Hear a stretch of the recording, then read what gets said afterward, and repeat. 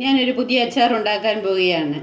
ഇത് മീനച്ചാറാണ്. ചൂര കഷ്ണിച്ച് പീസാക്കി അത് വെള്ളം വാർന്ന് വെച്ചിട്ട് മുളക് പൊടി, മല്ലിപ്പൊടി, ഒരു ടീസ്പൂൺ മുളക് പൊടി, 1 ടീസ്പൂൺ മല്ലിപ്പൊടി, 1 ടീസ്പൂൺ ഗരം മസാലപ്പൊടി, 1 ടീസ്പൂൺ മഞ്ഞൾപ്പൊടി, 1 ടീസ്പൂൺ ഉലുവാപ്പൊടി, 1 ടീസ്പൂൺ കായപ്പൊടി, ഇത്രയും ചേർത്ത് നമ്മൾ പുരട്ടി സ്വല്പം 1 സ്പൂൺ ഉപ്പും കൂടെ ചേർത്ത് പുരട്ടി നമ്മൾ വെള്ളം വാർന്ന് വെച്ചിട്ട് അത് പെട്ടെന്ന് നമ്മൾ എടുത്ത് ഒരു ഫാൻ എടുത്തിട്ട് കുറച്ച് ഒഴിച്ചിട്ട് എണ്ണ ചൂടാകുമ്പോൾ ഈ ഫാനിനകത്തോട്ട് നമ്മുടെ മീൻ കഷ്ണങ്ങൾ ഇട്ട് വറുത്ത് കോരിയെടുക്കണം. ഇത് കോരിയെടുത്തിട്ട് ഒരു നമ്മുടെ എരിക്ക് അനുസരിച്ച്, ഒരുപാട് എരി ആയാൽ അത് കുഴപ്പമാണ്.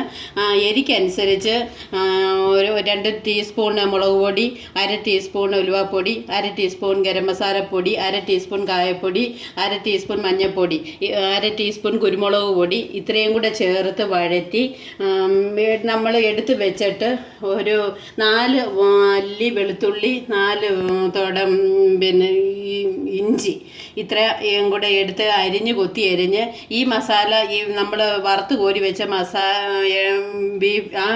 മീനിനകത്ത് കോരി വെച്ച എണ്ണയ്ക്കകത്തിട്ട് നമ്മൾ വറുത്ത് കോരി എടുക്കണം. വറുത്ത് കോരി ഇത്രയും മുളക് പൊടി, ഈ മസാലകളെല്ലാം കൂടെ ചേർത്ത് പുരട്ടി 1/2 കപ്പ് വിനാഗിരിയും കൂടെ ഒഴിച്ച് തിളപ്പിച്ച് നമ്മൾ വാങ്ങി ഈ വെച്ചിട്ട് വലിയ തീ ഇടാതെ വാങ്ങി വെക്കുക.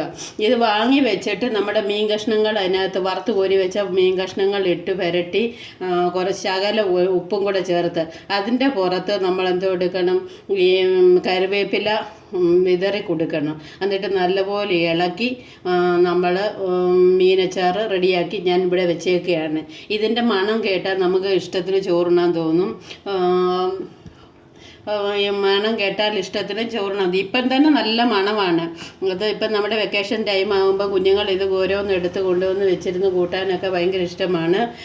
ഇത് നിങ്ങൾ കണ്ടു കാണുമല്ലോ. ഇത് നിങ്ങളും ഉണ്ടാക്കുക.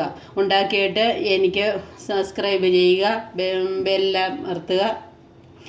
Okay, thank you.